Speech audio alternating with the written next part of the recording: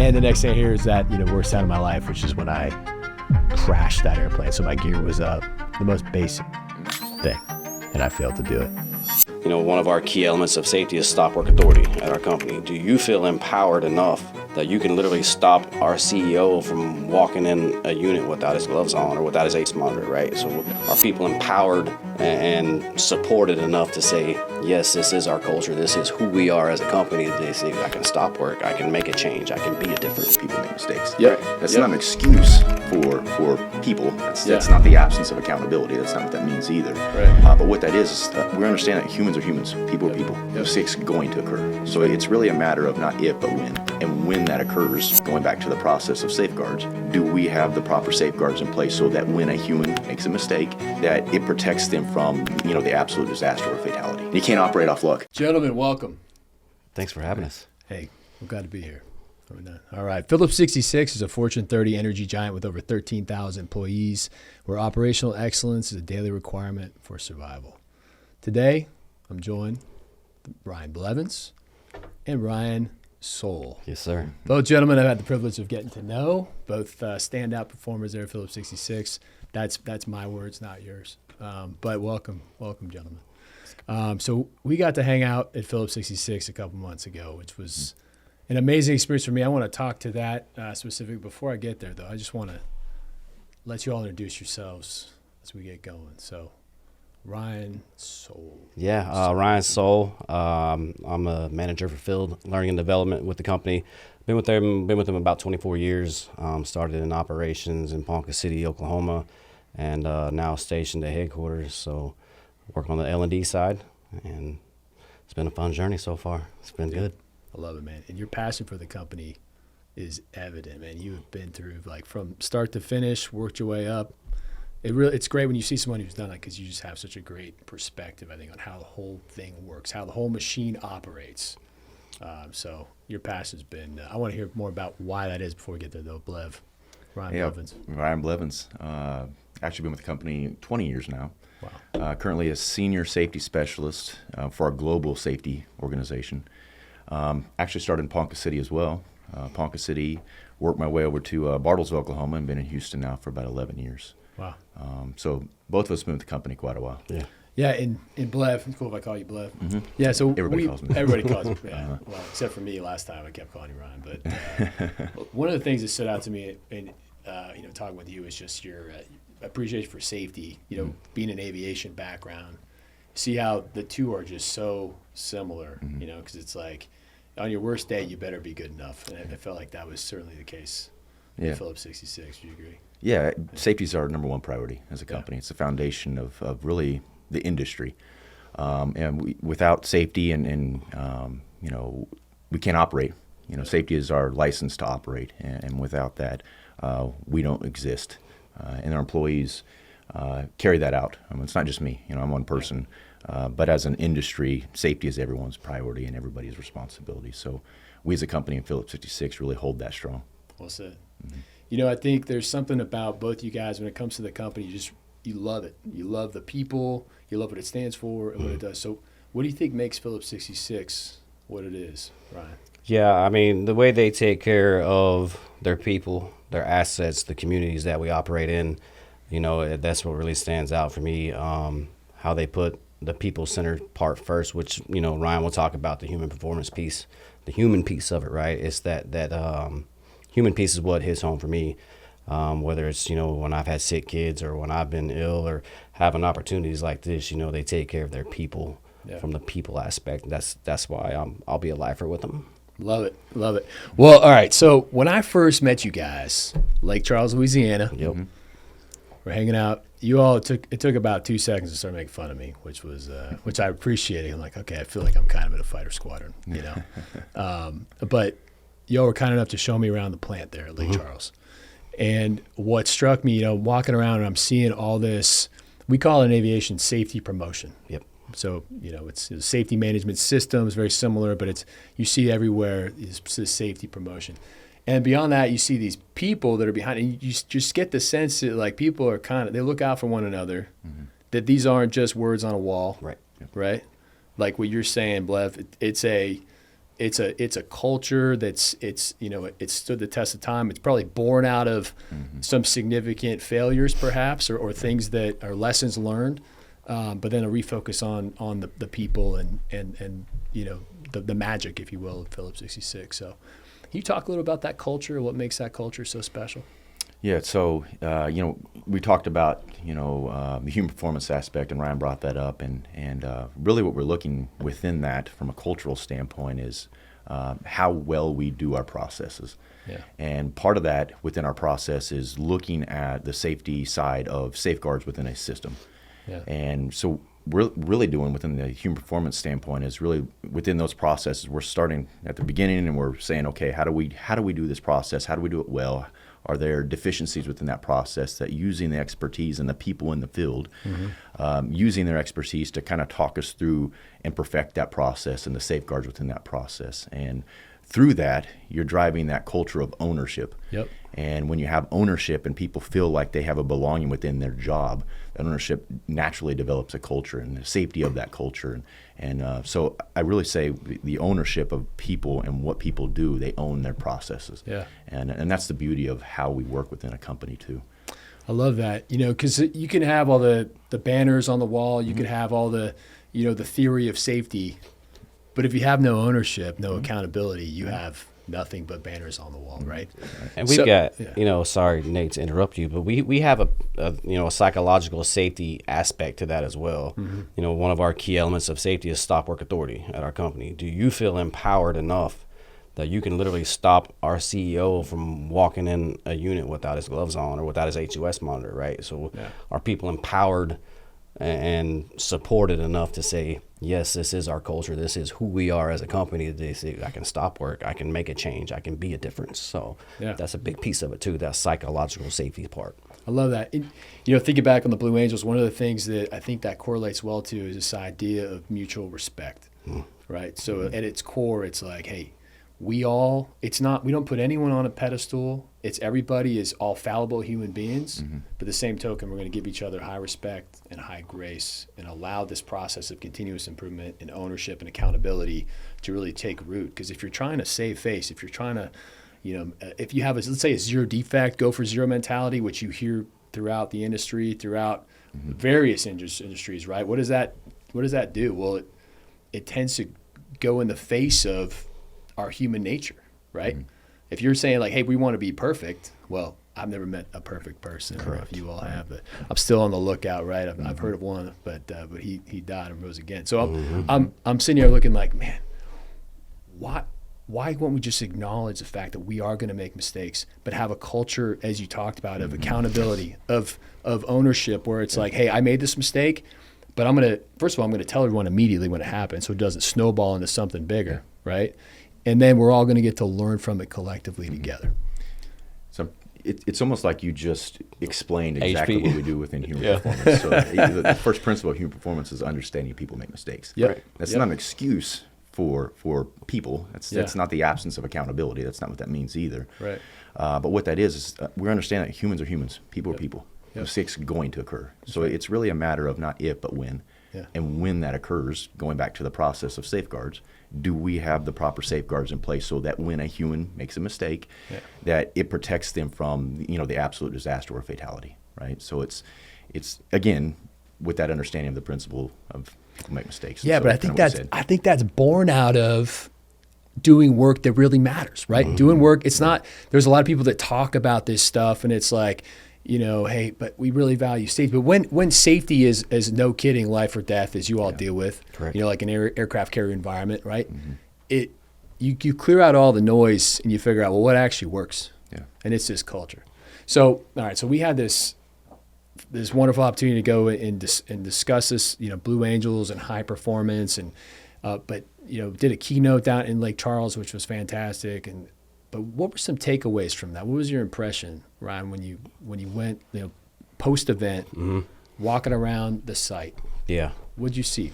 So it is a sense of motivation too, right? And that's one of the key reasons I really wanted you to come to our facility, to our world, is I wanted somebody outside the industry that shared the same principles and the way they do their business the way we do, but not in the industry.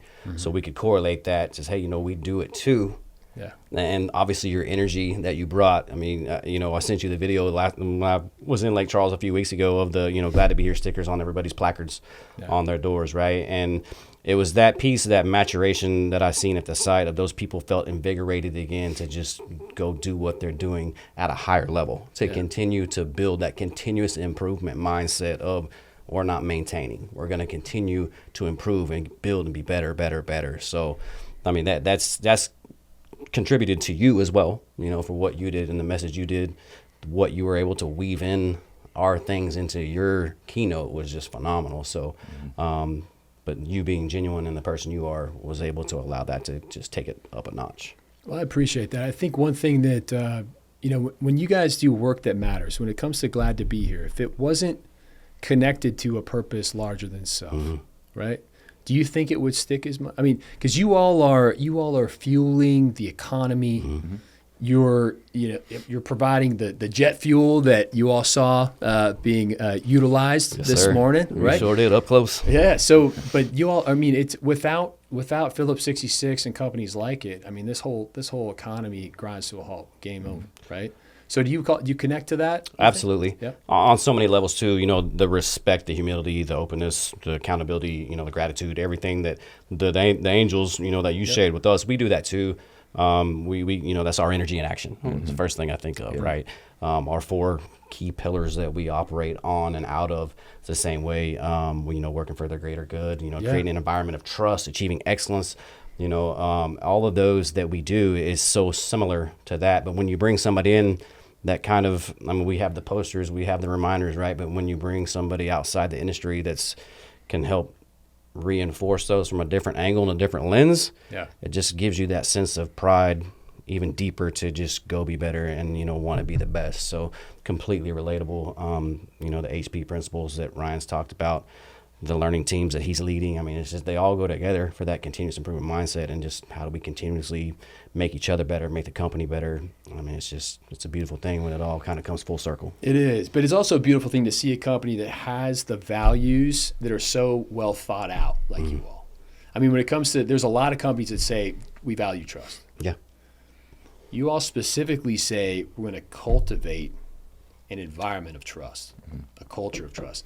And to do that, you have to, I think like we discussed, like you just mentioned, hey, respect for everybody up and down the organization. We're gonna value integrity, and we're gonna value those things over time. We're gonna have consistent integrity and respect over time and accountability, and that the fruit of that is gonna be that trust. Absolutely. Yeah. Well, all right, awesome. So talk about you know, when I was over there, humility as far as how important that is. And on the drive over here, I was thinking about team player. We all have been on team.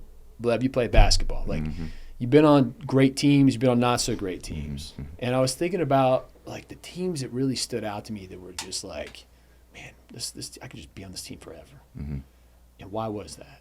And it was like, it kind of hit me like, you know, there was just a bunch of team players by and large. So what do you guys think? I've got some thoughts, but what do you think makes a good team player? Leadership. Yeah. It starts with the lead.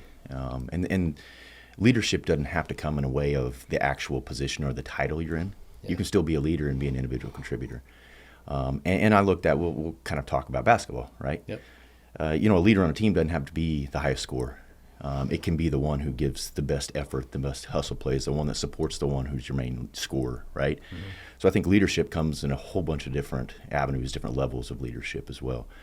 So I said, you know, in order to have a great team, it starts with your leadership, and your team buys into that leadership's effort, that leadership's goal, the way they lead.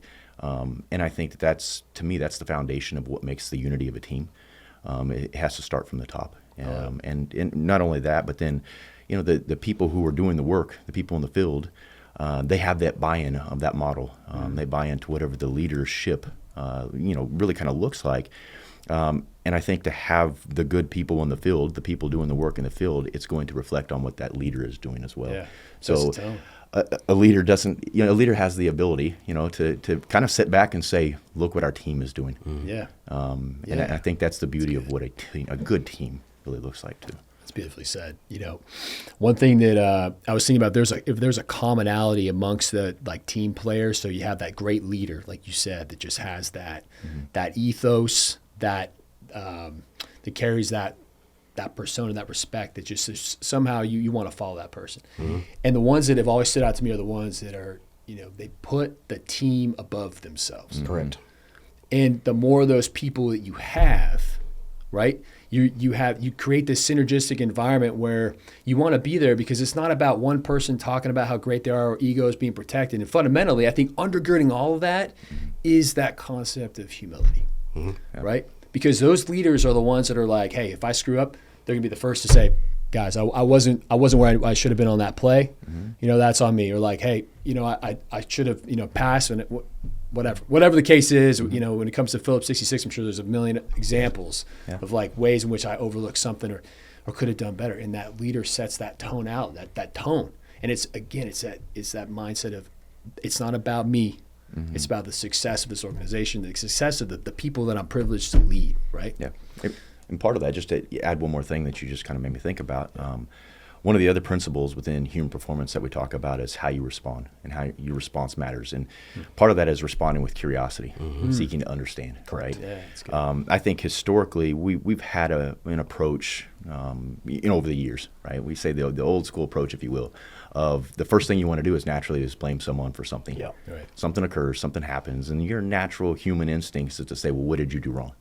And so part of that human performance culture is shifting that mindset of saying, respond with curiosity. How do you respond? And as a leader, somebody, does something, and it's 99.9% of the time it's not on purpose. Yeah.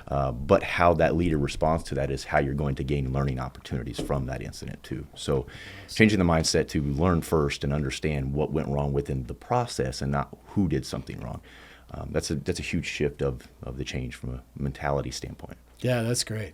You had something? Yeah, I think piggybacking on all that is, one of the I would say one of the aha moments from your presentation was your debrief, right, with the Angels. It was you guys didn't talk about what went right.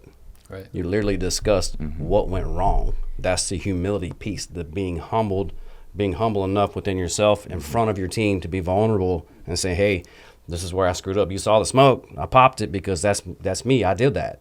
It's the same thing with the leader, to be able to say, hey, I know I wasn't right here, but I'm going to get it right the next time. And that's going to the people where they're at, meeting them where they're at in the field at the work. Yeah. Because those are the ones that know. So you can involve them, explain to them the why, give them a voice, and that's where it goes right. That's right. 100%. And then having that culture where they're like, they can't wait to say, hey, I screwed up, but this is all the things I learned. You're like, roger that. And guess what I learned from that? Thanks for sharing. Boom, move on. Learn, grow, move on. Continuous debrief. Improvement. It's funny, in the debrief, let's say I had a good air show, which was a probably rare thing, but I had a good air show and I'm flying. I'm like, that went pretty good. And then I start going through my maneuvers and I would instantly feel really gross if I didn't make comment. I'm like, nah, you know what? I could have fixed that. Yeah. And then the next day, it doesn't go as well. And I had a million, but it was one of those realizations of like that like self-aggrandizing, like pat on the back. That's dangerous, man. Yeah. But you want to have a leader that also understands it's not all doom and gloom, right? Correct. It's like, hey, you got to point out, like one of the things we used to do is look at how far we've come. Be like, hey, guys, especially on those rough days where it's like, man, things just didn't go right. You couldn't buy a bucket, right? But then being able to sit back and say, okay, well, 3 months ago, we were flying, 6 feet apart. Now we're in under the wing, right? Yeah. Take a minute, like beat yourself up. That's fine, but recognize that we're glad to be here. Absolutely. And that's a secret. You don't dwell on it. You don't say all the reasons of why things are so great or why you're so great, but you throw in, hey, you know what? Fun at its core level, I'm glad to be part of this organization and be getting better. But you also have to learn from what you do well. That's right. a whole other side also of that, and we look at that as operational learning. Yep. Yeah. And operational learning says we do a lot of things really, really well. Yeah. We talk about the negativeness of what we do and learning from a mistake, right? Well, if you look at from year to date, we'll talk about this year, right?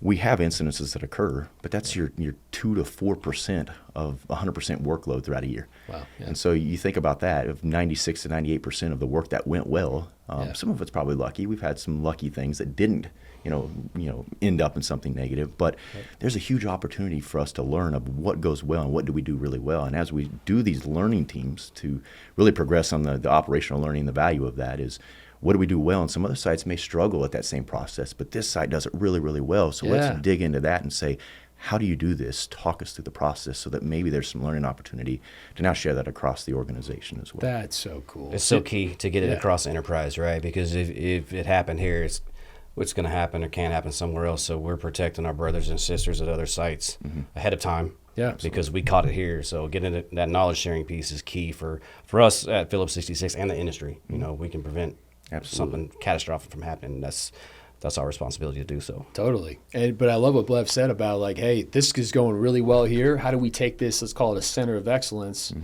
and then disseminate it across the entire Phillips 66 fleet, if you will, all the work centers. Call that best practice. Yeah. And it's great, too, because those people then go and they disseminate that knowledge. Yep.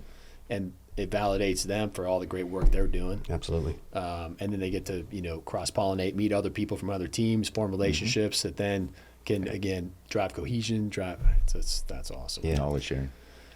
Well, hey, so there's, have you guys heard of the intelligence trap? No. So it's this term thrown out a lot where it's like, basically you're too smart for your own good. So like where smart people don't check their ego at the door and they're prone to mistakes. Do you ever see that, Phillips 66? So I'm given the example you just said, I think you're really kind of looking at, you may have a subject matter expert or an expertise in something too. Yeah. And sometimes that person does know a lot of stuff, and you go to those people every single time. But again, what I mentioned earlier, people make mistakes, right? Yep. And so even our expertise and the people who are the knowledgeable person in that process are still prone to make a mistake because they're really, really, really good at that process.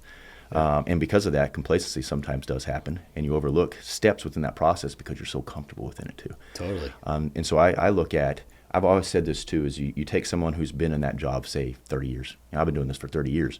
So what I would like to do is take a person who has zero experience in that, somebody who's brand new to that process, and throw them into that conversation as well and walk through that with them, because they're going to see things that they've never seen, they're unfamiliar with.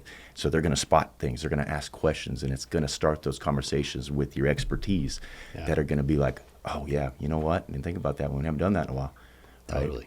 So maybe that's an answer to what you're saying. No, it's great. Okay. It's great. That's a great antidote. Yeah. And people for the most part are creatures of habit, especially in the operational world that we live in the field. So that's the way we've always done it. Just because it's the way we've always done it doesn't mean it's the best way to continue to do it.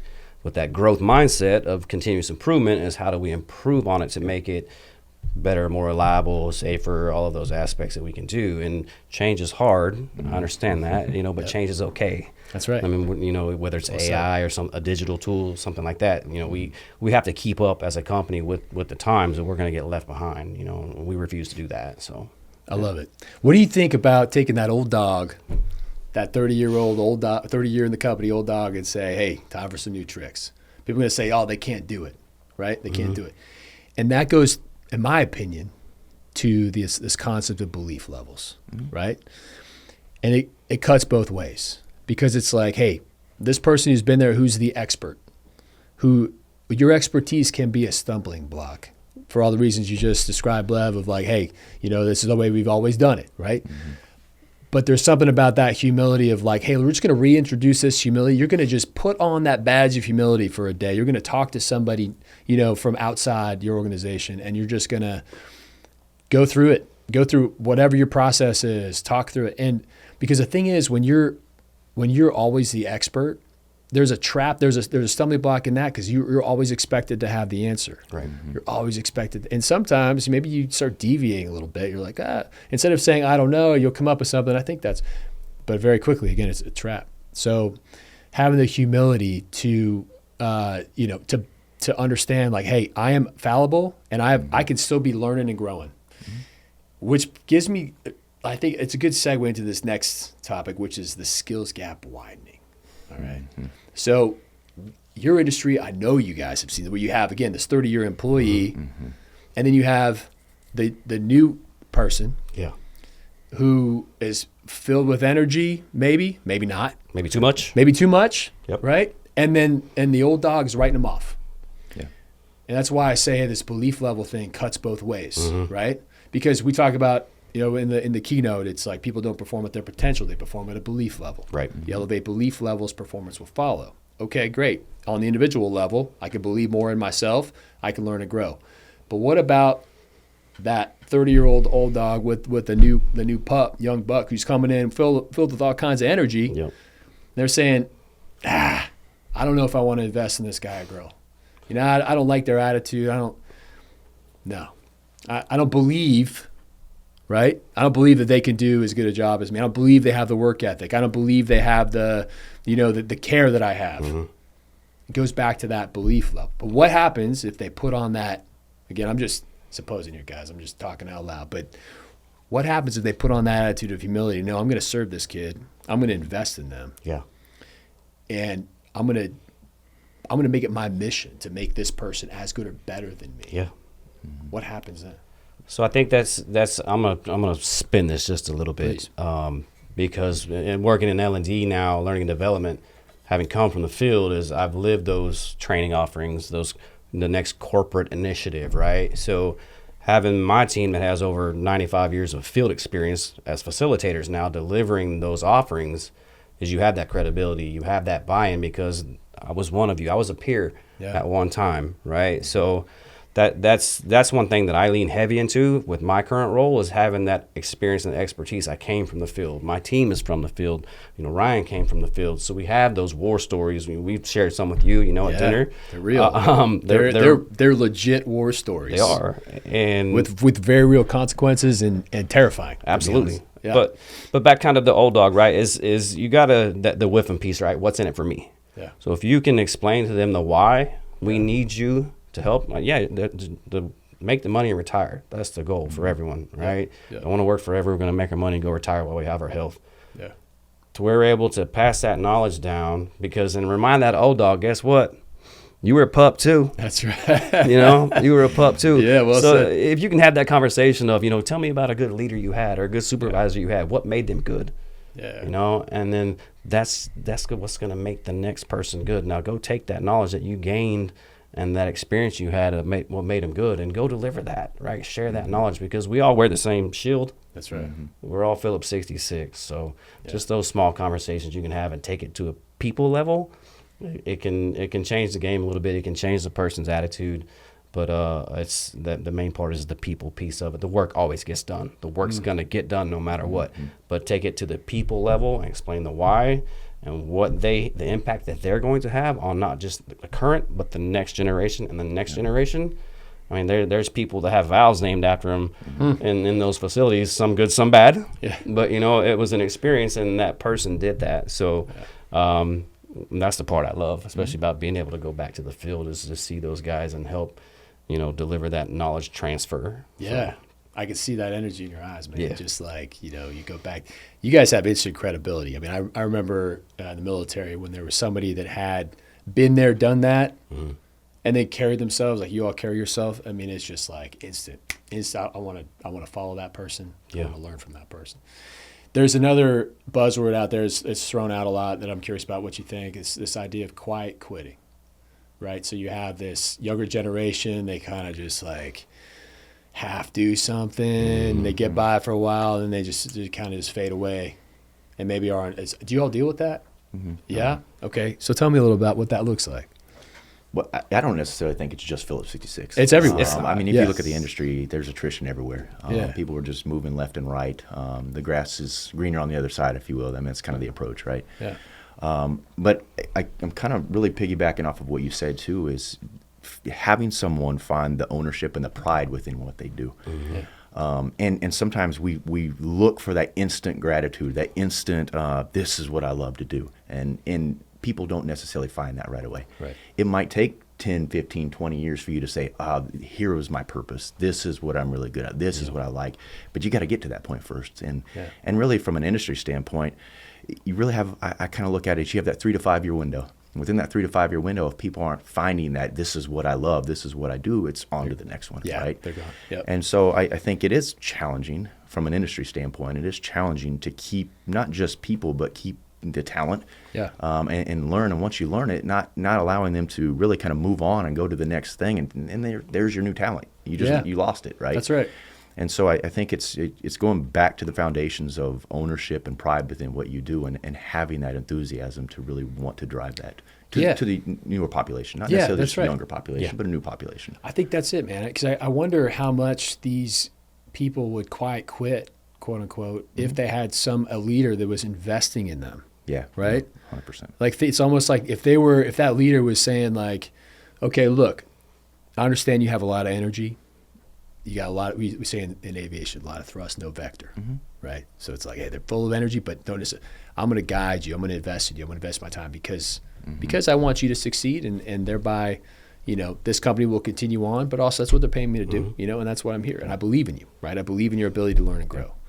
I wonder how many of those people would still be around in these organizations, if they had that leadership, that mentality. Yeah. Yeah, agreed. Yeah. Well, all right. There's back to your good leader, right? I Yeah. mean, that situational awareness, situational leadership. That's why people are called individuals. And what tools can I tap into to motivate the 30-year employee as soon as the 2-week-old employee? How do I get them to mesh what makes them tick? Because the new age employees, they're not the same. They grew up with electronics in their face and all the things and the tools, right? So it's a marriage of, do I want to make this person better, to make this person better, to make us better? Am I committed to that, to them in that process as a leader? And that's what a good leader does. That's right. And going back to the question again is, I really am sitting here thinking on this a little bit more too. And you really look at, if you talk to someone like Ryan and I, right, who've been with the company 20 plus years now, it does. I know we say this and we hear this all the time, but it becomes a family environment. Yeah. You think about it, you're with your family at work more than sometimes you are with your family at home. Oh, yeah. Throughout a work week, time. right? Yeah. And so, especially if you're shift work, you're with those people at your job more than you are your family. Side by side. And How often so- are you with side by side with your wife all day? 100%. Yeah. And I think because of that too, that's where you drive that, I'm going to look out for you because I know you personally. Yeah. And I think that's one of the biggest things is sometimes people don't give themselves that opportunity to really get to know people yet and to get to know the person they sit next to every single day. And when you start to find out the personal things about that person, that changes the way you look at the work that you do. That changes the way you think about how your work is too, because it doesn't drive me to do the job. It drives me, I'm doing it because I don't want to get him hurt. Yeah. That's right. That's great. And it's also like you got that new employee, bringing them into the fold early, right? Yeah. Like, hey, I want to tell me your story. Yep. Tell me about those Kansas fields. That's right. You guys That's one commitment I made to myself when I was a people leader in the field as a supervisor, that I can, whatever mistake I make, if I got myself hurt, I can speak to that. I did that.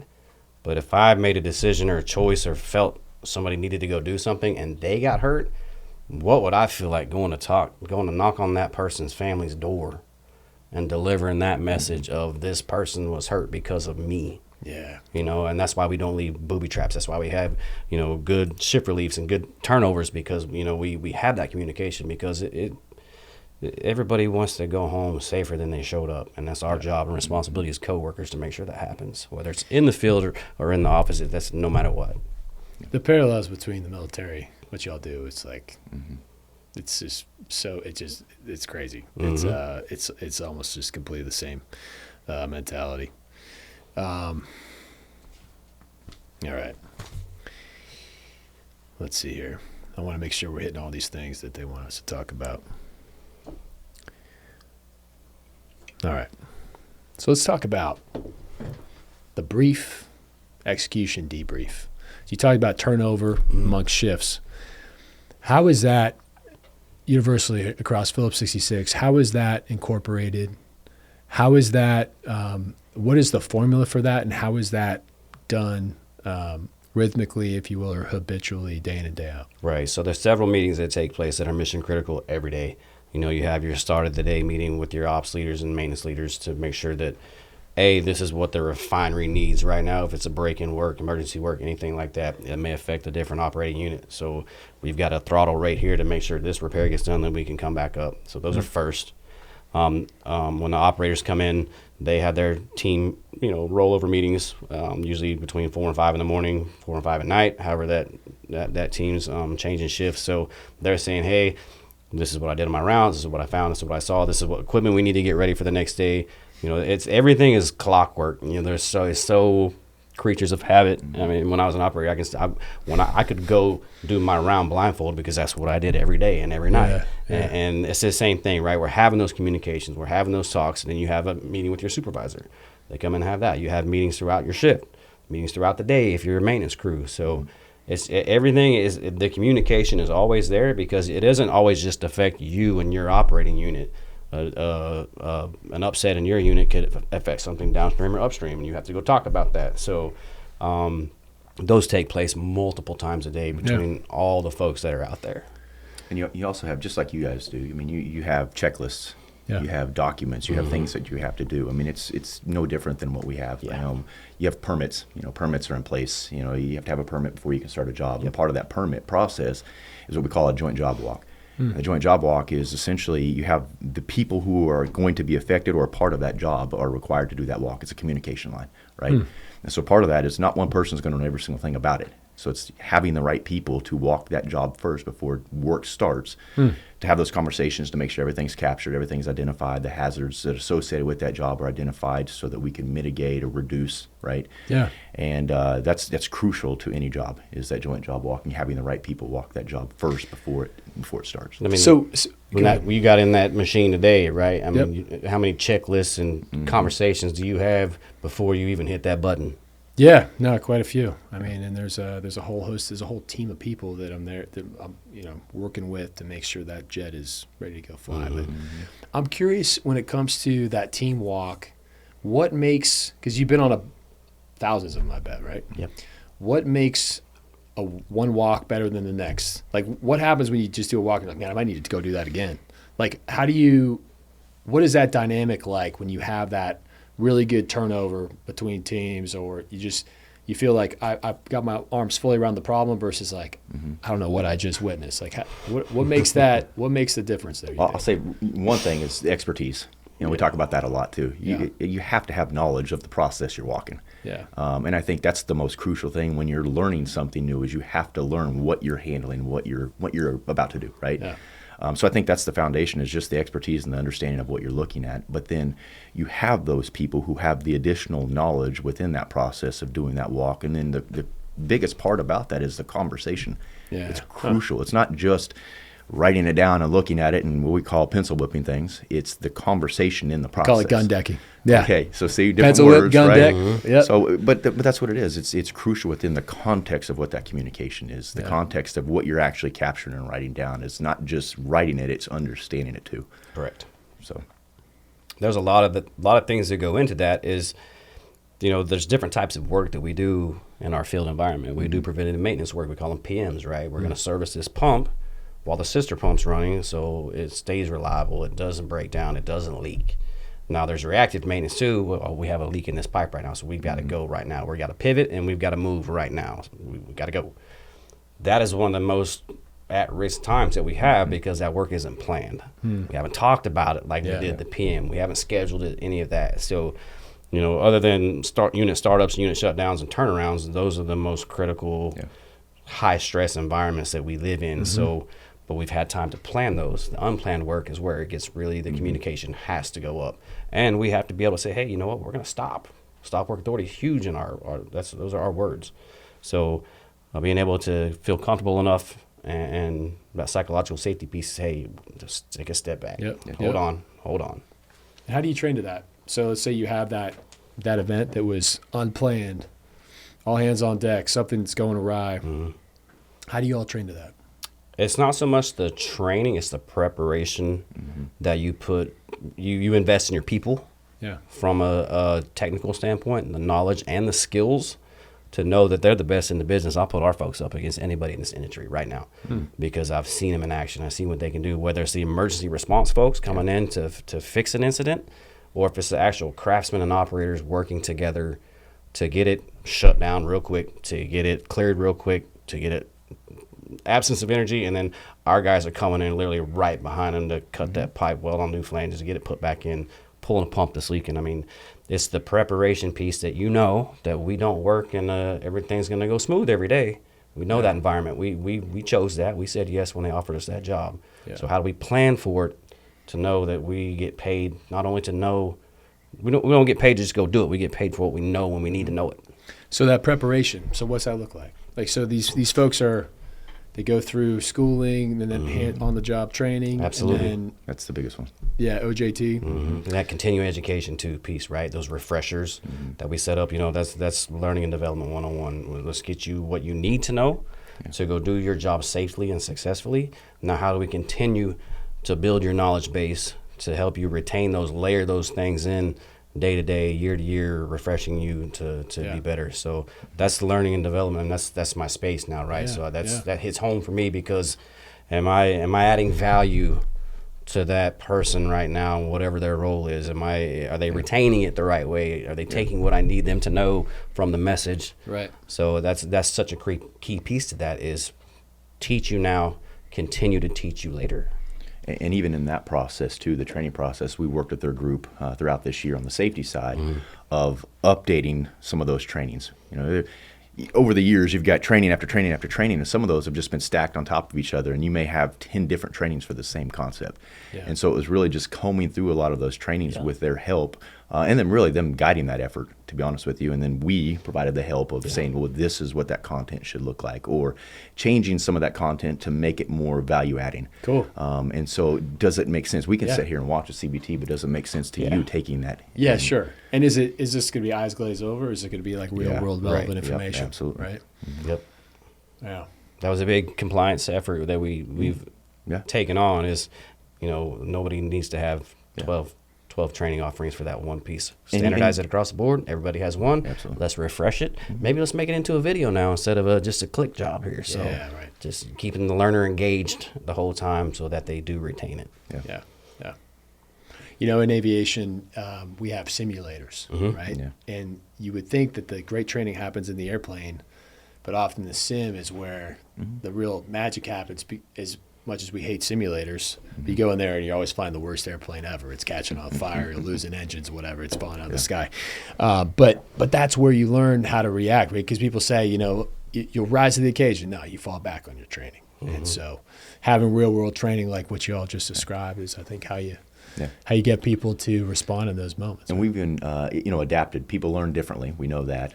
But generations learn differently. So as we change, it's not just watching a video now. It's not just doing a PowerPoint now. And people tend to not learn as well with that anymore. And we've actually started to introduce some 3D modeling. We've done some training, that we've worked with them, some virtual reality. That's cool. Yeah. Some of our sites too have some, basically it's like a box, and it's a whole screen virtual reality, and it's really meant to kind of help spot the hazards, help spot what is wrong within this scenario case. Wow, that's great. So those are some new technology training aspects that we really worked on as a company. It's funny you say that, because I remember recently going through, it was actually an Air Force, I was a Navy guy, but it was an Air Force squadron with their training, and they have Oculus headsets, and they're doing the same thing, and they're flying in these airplanes, in a VR world. They're just sitting there, they look ridiculous, but they're sitting there looking around, and I'm thinking, my goodness, what I wouldn't have given, because they're basically flying the flight that's pre-recorded ahead of time, and then they're going to go and do the event. Like, what I wouldn't have given to do that. I'm sitting there trying to just think about what is this going to actually look like, and and half the things I'm thinking are completely wrong, or that's cool. It feels different when you actually experience it in real life too. That you don't feel as tight. You're not as, the fear factor isn't as heavy 100%. About that, because you've seen it. You just haven't felt it yet. That's right. You're prepared for it because you've actually been through it. Not out in the field, but in that, we call them caves, in those learning environments that you're immersed in. You're in the field, the sights, the sounds, all of that. So we're able to help prepare them for if and when that day does come, that, hey, this is it. So that's right. Yeah. Part of what we talk about too, and these conversations have happened more and more frequently, but we are so safe as a company. We are so safe as an industry now that, that the absolute worst day, people aren't seeing those. That's a great thing. Yeah. But that also is scary too, because people, as we continue to progress in a safety culture as the industry, people aren't seeing those worst days, those worst things that's ever happened. A fatality has occurred. And so as new, people come into the company and the younger generation grows up, they've never seen that worst day. And hopefully they never do. Yeah. But that's also on the flip side, they take that for granted. And so some of those opportunities that we learn from mistakes and learn from those worst day and worst case scenarios, we're seeing less and less, which is great too, but we don't have those opportunities to learn from those as much anymore. Well, and those things, so complacency, right? Complacency kills is like one of those overused phrases, but my goodness, like how do you guard against that? Because you have this great outcome where it's like we've been super safe and everything's been like amazing. Then you have this new person that's all they've ever known, or newish person, maybe not that new, but they've had like a decade of just like, hey, everything's hunky dory. And how do you fight the human nature of saying, no, this status quo is abnormal. It's here because of these processes we have in place, not because this is never going to happen again. Yeah.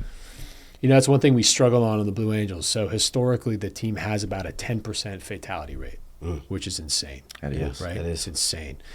And it's gotten better. Like we're in a good streak right now, and I pray that continues. But it's one of those things where it's like, why hasn't that number trended down? It's kind of leveled off. Plateaued. And it's not that every year this happens, but over the course of 10 years, about that decade, is where that happens. And not to go too dark on it, but it's just one of those things. It's like, how much of that is just time spent thinking like everything's good, this is safe, and not really recognizing the severity of that which you guys are doing day in and day out. So besides the VR training we talked about, how do you infuse that? Like, how do you infuse that very real reality of like, hey, you are safe now, but that's your future safety is predicated on this process, this accountability process that you all are imbuing on these people. It's the safety, honor, commitment 101, to operate safely, and we're committed to each other to being a learning organization, right? Yeah. We're not going to stand stagnant on we're just good enough. We want to be the best.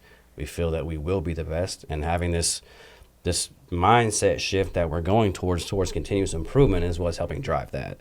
Is, how do we continually get better every single day? Because you're not only making yourself better, you're making your coworkers better. You're making, the business better, your operating unit better. And having that mindset to be curious, to learn versus just accepting something. Learning from it is such a huge paradigm shift from where we were as a company to where we're at and where we're going, and that's part of our journey, And I'm happy to be part of that with people like Ryan and the folks in the field that have that knowledge, that have that experience, and sometimes that experience is the blood that a procedure was written in, but now everybody we're going to learn from it and be better, and we're coming at it a different way with the response of, how we respond matters. It's not the first thing out of your mouth isn't what happened or what did you do, is everyone okay? Yeah. That's the people part. That's that right? family. Yeah. And absolutely the family part. So I think we're so headed in the right direction right now because everybody knows that continuous improvement doesn't stop. Yeah. Right. And everybody, there's no idea or person that's too big or too small to contribute. Right. So having that mentality and allowing folks to feel that is going to carry us a long ways. I agree. That mentality of like no person too big or too small, that was like a thing at NASA for a long time in the heyday, right? It was like you could be a janitor if you have an idea or a way to fix a solution, like you better bring that forward. And that I love that. It's how do you sustain that over time? And it seems like Phillips 66, from what I've seen, from what you all are telling me, is just in a really good spot right now. And it's like, how do you just keep that going? I think you're right. I think continuous improvement is the answer. We talked about at the beginning of this discussion, like, hey, the fruits of the labor of a safe culture, a good culture is going to be that safety. It's not like we're just walking around with the safety lenses on. It's like, no, we're going to try to get better every single day. But there's something that I think we should touch on, which is that burnout piece, right? So you're continually, like on the Blue Angels, we continually dialed up the risk to guard against complacency, ironically, right? So you wanted people a little bit on edge, basically always kind of aware of like, hey, things could go bad. So it just allows that focus level to be increased. But we did it for a couple years. How do you do it for decades, right? How do you make that so entrenched? And I don't, quite honestly, fellas, I don't know if there is a true solution other than the acknowledgement that we just talked about in terms of just like recognizing that, hey, we need to constantly try and grow and get better and recognize the severity of what we do, because if we lose sight of that, the complacency creeps in. But I'd love to hear your thoughts. Yeah, and I'm with burnout specifically, Nate. I think a part of that to stay away from that or steer from it is removing negativity. Negativity, can just be so draining as it is itself. Yeah. So reminding to be positive, find a positive, right? I mean, yeah, maybe we didn't get as much done as we needed to today, but everybody's safe. Nobody got hurt. Yeah. And we're going to be back tomorrow to do it again. And we're going to try again tomorrow. Being authentic in the way you operate and the way you move is a big key as well, because everybody knows that if I'm unauthentic and I don't care about you, if I don't care about how you're doing, you're gonna want to come and do that every single day if that's your supervisor, if that's your leader. No, absolutely not. So being authentic with how you operate and how you do your business is huge, and just the negativity, because you lose engagement at that point. If your negativity is so high, you're gonna lose engagement. But if you're engaged, people are upbeat, they're understanding the why. I just think that's where burnout comes, is when those elements come into play, in my opinion. Mm-hmm.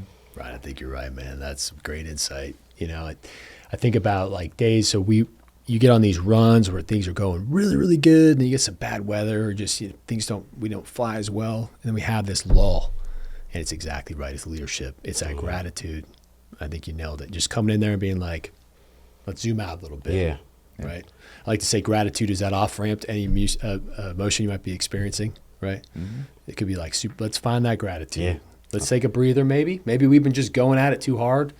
Maybe, hey, time for a vacation, time for a new crew, rotate out, and come back at it again next week or whatever. And sometimes you don't manage the work. You manage the people. Mm-hmm. Well, Ryan had a bad night last night, didn't get much sleep, and I can see that. So how do I manage that to keep him safe, to keep his coworkers safe, to keep the assets safe? Yeah. Or somebody's kid got in trouble at school. I mean, there's so much of that, because like I told you earlier, the work gets done. We have the best in the business that wear this badge, but it's the people side of it too that you have to manage to make sure that everyone's okay mentally, physically, spiritually, emotionally. That emotional intelligence to say, hey, my electrician's not okay today. I need to go talk to him and find out why.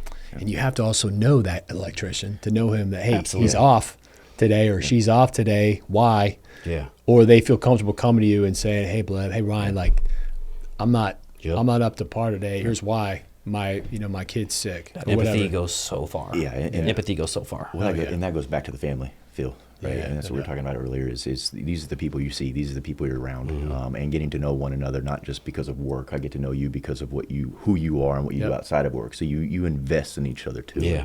And like you said too, you're going to know when you get to know your coworkers. So it's not just about leadership. It's the family that you work around. Yep. When you get to know each other, you know when someone's off that day. That's right. They don't have to tell you anything.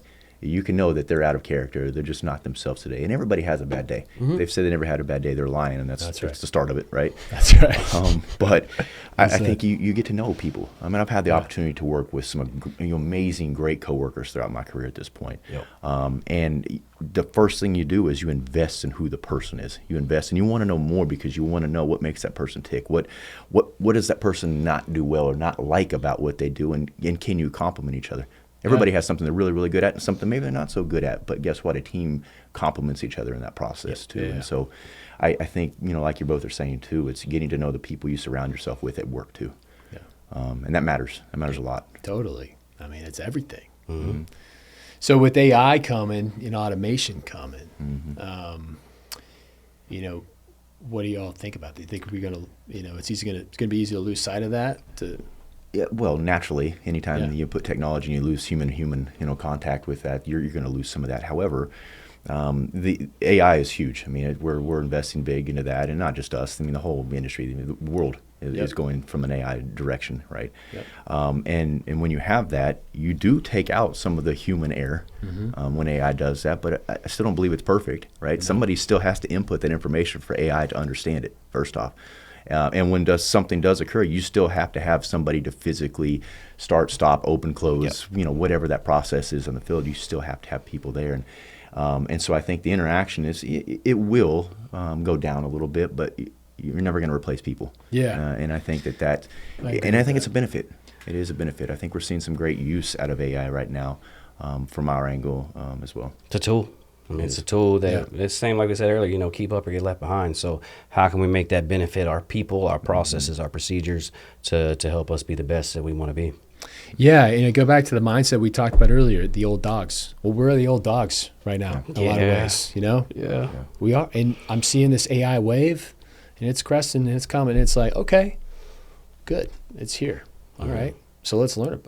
Let's dive in, right? Because, and I do believe that you can resist that only so much, but you have, at some point, you have to just acknowledge, like, this wave's here. We got to learn to ride it and honestly get good at it. Yeah. I mean, some of the stuff is really cool. Yeah. It's helping people in other ways. Some of the stuff is threatening, right? Because it's coming for jobs, and real livelihoods. And so, like, gosh, I just hope that these people that are like they're threatened by that they see it, they acknowledge it, and they can pivot. They can figure out ways to work with it. That's right. 100%. Cool. All right. Well.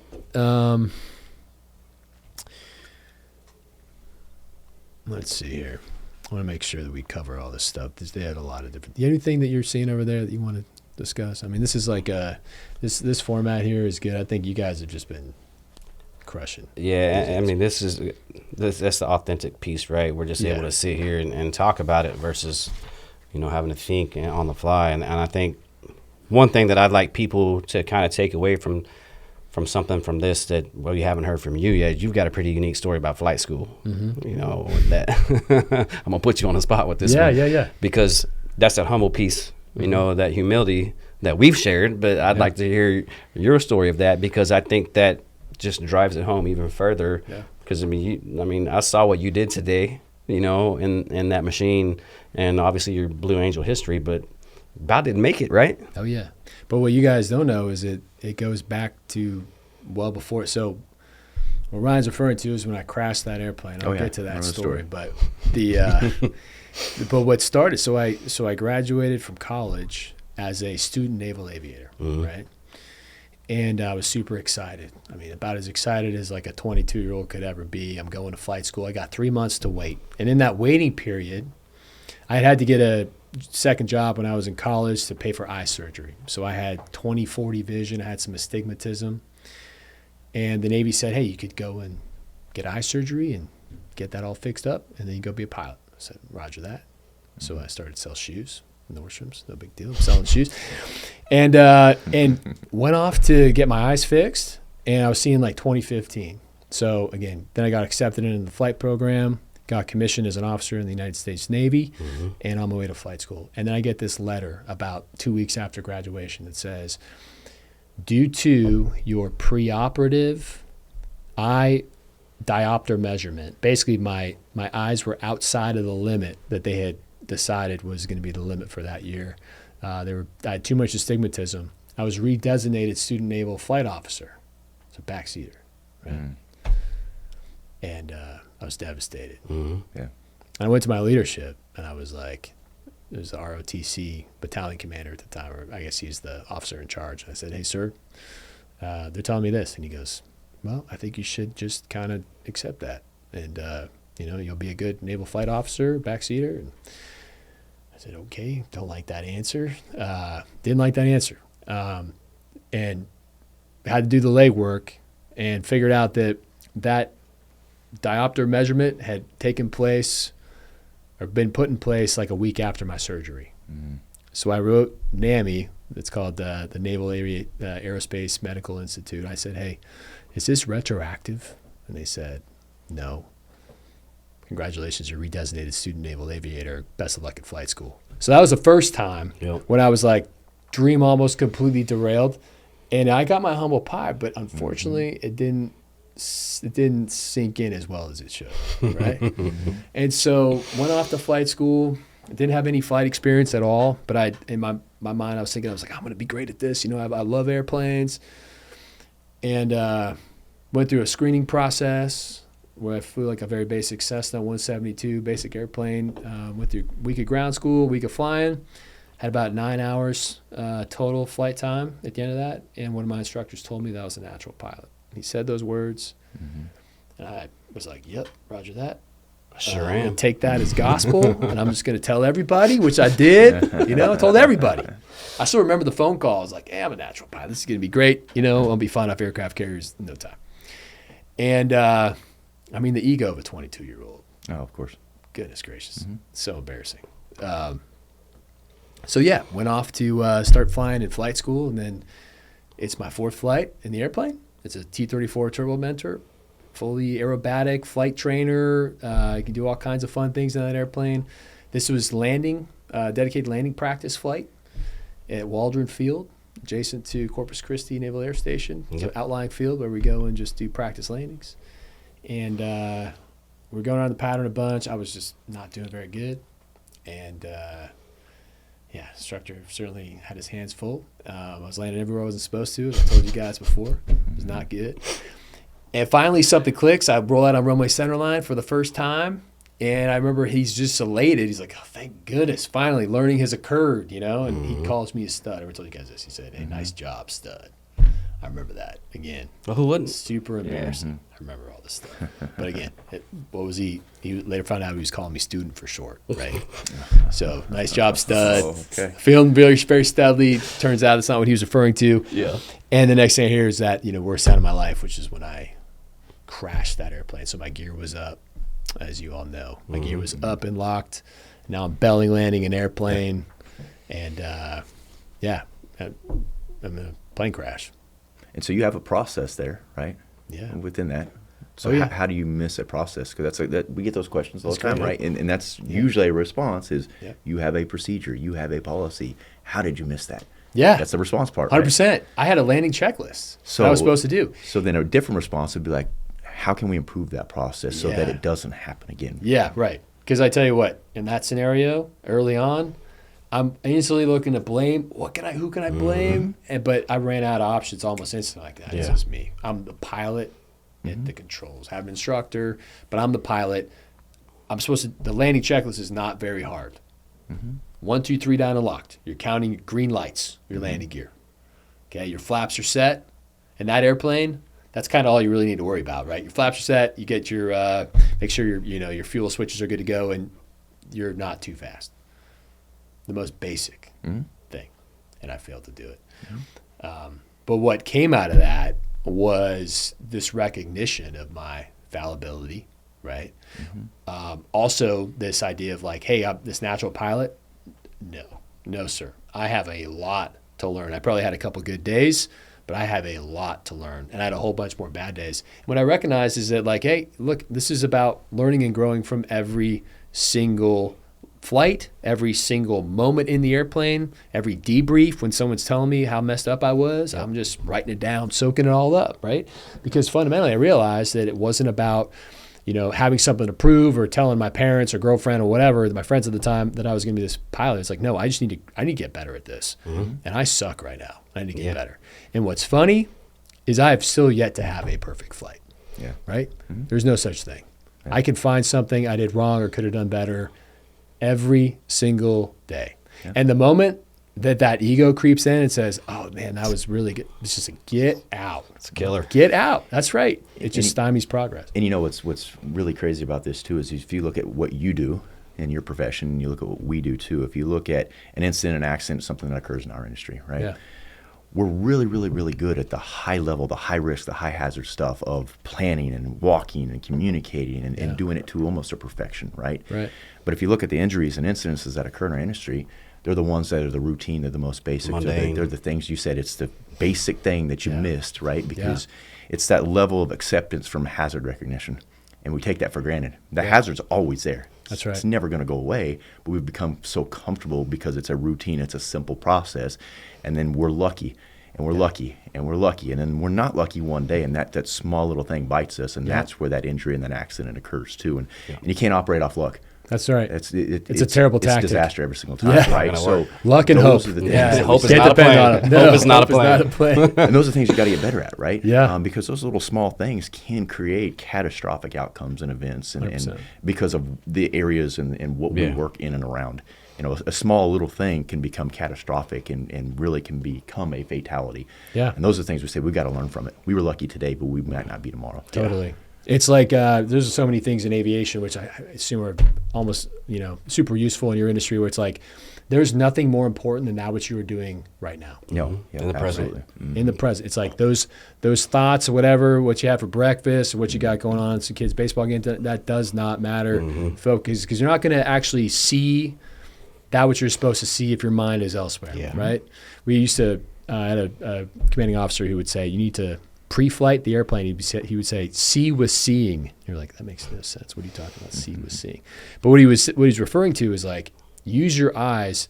Don't just do the normal pre-flight, but actually take a step back and just look at it. Yeah, it's the same airplane you've flown thousands of hours in. Yeah. But okay, what's different today? Let's look at the grease. Let's find the grease spots. Yeah. Find the little things that you don't normally look for, because what's that going to do? It's forcing you to look at the airplane in a different light. Yeah. Right. And the other thing we used to do, so I was a landing signals officer. I taught people how to land on aircraft carriers. And Which is crazy. Yeah, The night one is crazy. The video you showed us is sure. ridiculous. Yeah, the night stuff is wild. But what I found most fascinating about it is, like, when I got into it, I'm like, okay, we're just going to land on aircraft carriers and you're going to figure it out. It's going to be routine, and then you're going to move on to something else. What I didn't appreciate is every single day is different. It's the same aircraft carrier, perhaps. Maybe not. Maybe it's different. But most likely the same aircraft carrier, same type model series of aircraft you're flying on that ship, but the density altitude is different. The way the ship is moving in the ocean, the sea state, we call it the burble, the wind over the deck. Every single day was different. It brought a host of variables. Yeah. And what we would talk to each and every day was, okay, as trying to bring folks back aboard safely and expeditiously, is like, okay, what's different about today? And some days it felt like the same, but nope, there'd be something else. There was always something different. Yep. There was whether it was just a minute thing or just mentality of what folks were seeing when they were the missions they were doing coming back, and the mindset. There's always something that we were looking for, so we could guard against. Yeah. Right. Every day. Yep. Same aircraft carrier, same airplanes, same job sites. Downstream energy providers doing the same, but every day presents Absolutely. these challenges. Everything is always, whether it's the weather, whether it's the lighting, anything, whether it's the person you're working with.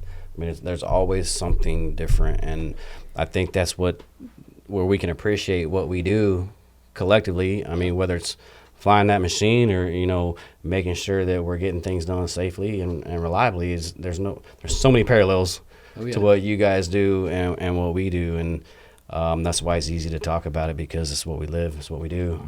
Yeah. Well, I must say I was driving to visit my parents in Texas for Thanksgiving, and we drove by the Phillips 66 Lake Charles facility, because I-10 runs right by it. Yep. Yeah. And it was cool because I had all 3 kids in my car. Yeah. And I'm like, guys, Dad went and talked in there. He's like, what? You talked in that crazy city? Yeah. I'm like, yeah, it looks like a crazy city. And they were just, my 4-year-olds were glued to the window, And Dad, he told me about the crazy city. And I'm just going through. I'm like, gosh, you guys, it's pretty wild, And I learned telling my limited knowledge. But it's so cool having an appreciation. I used to drive by those plants out of Corpus Christi. There's a few of them. Yeah. And just understanding like what actually takes place, man. It's awesome. Yeah. It's really cool. You guys do good work for the country. But all right, so let's see. Yeah, we're Should we do some rapid fire? Yeah, let's do some rapid fire. Let's do some we did glad to be here. Yeah, let's carry this out. Have some fun. All right. with it. I'm gonna go first then. All right, let's So go. You've been kind of leading, so I'm gonna go. So let's do just real quick. Hardest maneuver to learn in that F-18. On the Blue Angels? Yeah. Double Farvel. You want to explain? Yeah, For double us, Farvel. Oh, Which yeah. is like Chinese alphabet. You guys. That's what we did last week. Yeah, okay. Yeah, double Farvel is when you learn how to fly inverted formation flying. So you do it your second year on the team as the 4 pilot, and Yeah, it's very tricky. So first thing you do is you just work on rolling. It's just rolling upside down. You Yep. do it by yourself. Mm-hmm. Because when you roll upside down, it's very easy to roll with a wing down, and you just start going this way or going that way. So you have to first figure out how to roll wings level, so your vector's not going anywhere else but holding still. And then of course there's altitude component to it as well. Yeah, and speed. I mean, everything. Yeah, sure. But think about like if your dad, when you were a kid, used to like hold you upside down by your ankles. Yeah. You know, so that you have all that blood in your brain just yeah. immediately. Just God's G, -1 G, just work. And so you have to operate in that environment, which is initially very uncomfortable, and you think your eyes are going to pop out of your head. You're like, okay, then that gets normal, and then what you realize is you have to instead of wings like you normally fly an airplane, you're using ailerons, and it's allowing the turns to happen, that kind of thing. What you're actually doing is using your rudder and cross controlling with your wings, so you never dip a wing. So because your rudder will also induce a roll. Mm-hmm. So what you're doing is you're trying to fly like this. So you stay flat and you're using your feet and you're canceling out the aileron with the rudder movement with the aileron. So that figuring that out is very challenging. Yeah. And then you introduce another airplane. And now you got to fly 6 inches apart. Yeah, you gotta Yeah. get in there, and that's also like very uncomfortable because you're upside down. The aircraft is not meant to fly upside down for a long period of time, so you can run out of control authority very easily. Yeah. So that maneuver was challenging. Favorite city to fly over? I'd say, I mean, there's a lot, man. I love Pensacola home shows because it was like beach show. Yeah. People are in their board shorts watching you. You're comfortable. It's over the water. When you're over the water, things just smooth out. Yeah. You can fly closer. But I think That's the one loud, I by always, the way, too. Yeah, so loud. When you're that close, it's Oh, really loud. yeah. You don't realize it is loud. It's really loud. Yeah, you got to bring the headphones for the kids for sure. But I'd say San Francisco because I grew up out there in Northern California. It's the first show I ever saw as a kid. My dad was in the Navy. We were right down there in Fleet Week, San Fran, watched it from the top of his shoulders. I loved it. And so going back to see that and fly in that air show from the air was surreal. Yeah. It was surreal. So that was cool because it just kind of brought it back home for me. But like Chicago was absolutely insane. I mean, you got to do it's ridiculous flying. Yeah. It's a terrible life. Yeah. It was, man. It was just pinch yourself cool, Yeah. Just very grateful for that. But Last one for me. Scariest real moment inside that cockpit. I mean, there's been so many, but for the grace of God, go ahead. There's been so many of these moments that, I was in Afghanistan. We lost our INS, GPS, everything. So it was nighttime. I was looking for my tanker, and my aircraft suddenly told me that I was somewhere, Timbuktu, wherever. And I had no idea where I was geographically instantly, and low on gas, and had about a 90-mile transit to find my tanker. And so that KC? it was KC-135. Yep. So that was a little bit of there's some pucker factor there for sure. So we got and then of course the tanker, we found it, but it was in the clouds, and it was so it just to confound that moment. It was in basically a thunder cell, and so having to get gas, finding the tanker was relief, followed quickly by it's in where all that lightning's coming from. Yeah. So now we have to figure out how to get in the basket, plug into the basket, get the gas that you all make. Thank you all again for that. Yeah. Good gas. So those nights were tough. Good nights behind the carrier. A handful of those that were scary, and whether it's pitching deck or whatever. Blue Angel moments. Had moments there too in that double Farvel in San Francisco. My second year, I rolled in. It was very windy. San Francisco is normally a really nice, smooth air show, but Santa Ana winds is what they call them. Picked up. That's where they get all those forest fires and stuff. So we had a pretty sizable amount of wind. It was bumpy, and I'm trying to fly tighter than I should have. Honestly, I had a lot of family in town, and we always talk about that as like, don't let that impact decisions. Right. And I think it impacted my decision. And in the debrief, I said that. I said, look, I was trying to get too close today for the conditions, and I almost ran out of control authority. I mean, I was as close as I could be, almost full stick to flight. I had to add power to allow my aircraft to respond appropriately because I was that closer than I was intending on being. So those are all moments off the top of my head. There's probably other ones I blacked out on purpose, but yeah. Yeah, it's good stuff. Thanks for those questions, man. Yeah, man. All right, well, let's right back at you guys. I know since we got both you folks here. Let's go with. He's smiling. Yeah. I don't know like where this is going already. I like this one. What's the weirdest thing that's ever happened on a night shift? Go with you, Ryan. What's the weirdest thing? So our facilities are, they're out in nature, and there are a lot of animals that can appear out of nowhere, even though you may be in a city, that can quite startle you. And there have been lots of wild animals throughout those operating units, even though as loud as they are, that you walk around the corner and there'll be a raccoon just sitting there looking at you while you're carrying samples at 3 a.m, and you're just not expecting that at all one bit. So yeah, I would say they got thumbs too. They could just take those samples from you. Them trash pandas are wicked. Wicked. Raccoons. Yeah. That's it. I was just say the same thing. Yeah. Yeah, raccoons, huh? They like just it. period. Wildlife in general, Yeah. especially when you don't expect. Especially up something to be high there. like that, but some big birds, I bet. Oh yeah, all the when the migratory blackbirds, they'll come in and they roost on our towers, and everything. Yeah. It's at night. So yeah, it's a lot. Wow. It's a lot. It could be a lot. What's the most impressive thing you've seen a frontline operator do? For me personally, I know exactly what it is.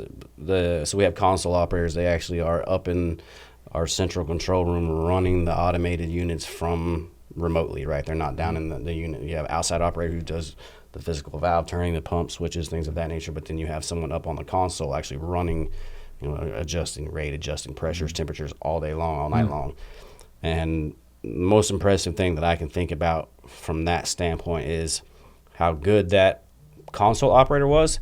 He could walk me to whatever piece of equipment I needed to go to a specific control valve up on whatever landing pressure transmitter, but he was so good and knew the field so well that he could literally walk you through it from the console being half a mile away inside a building. Wow, that's impressive.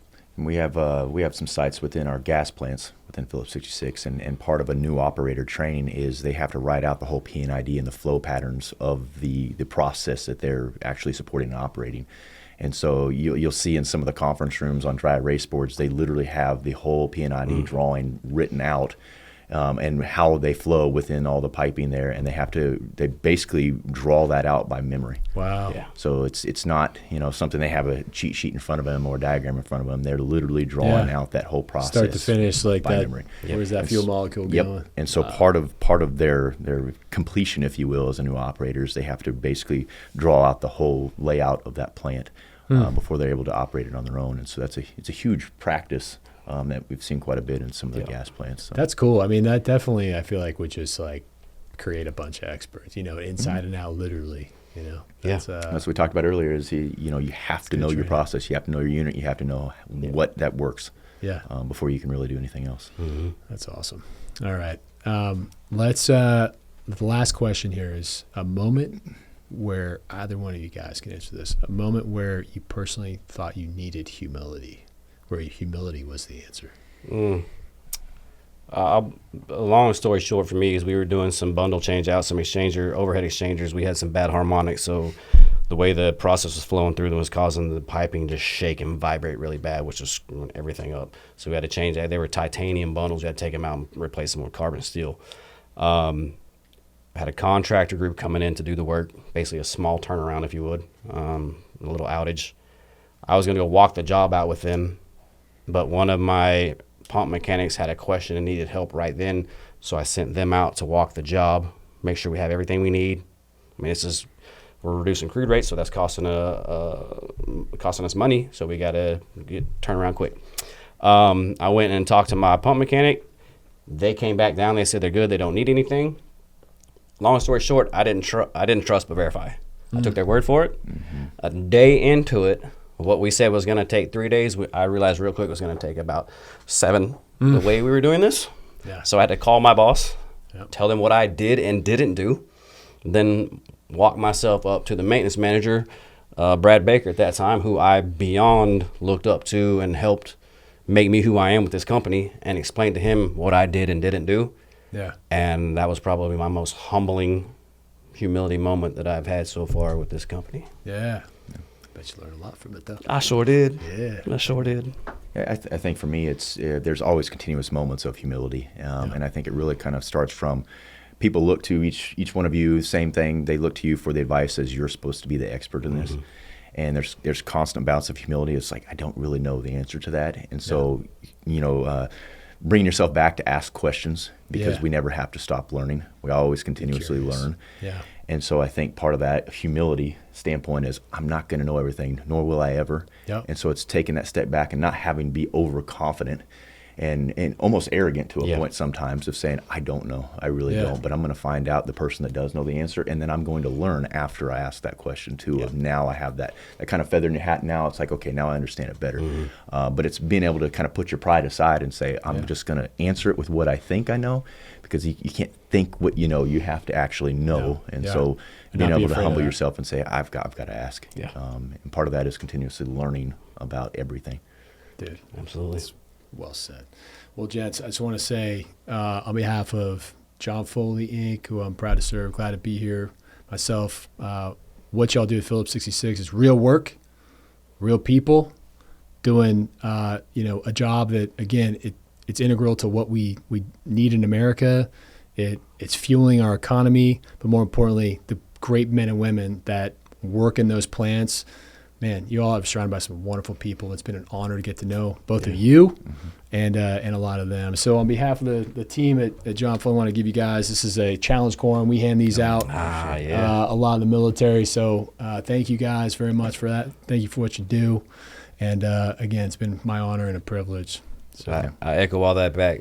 Thanks for jumping in, both feet first. To come help us out to kick off that month of learning, continuous improvement week, and inviting us here to do this. So, in your words, glad to be here. Glad to be here. Thanks, Jen. Look forward to some future opportunities. Yeah. Yes, sir. Yeah. Thank you.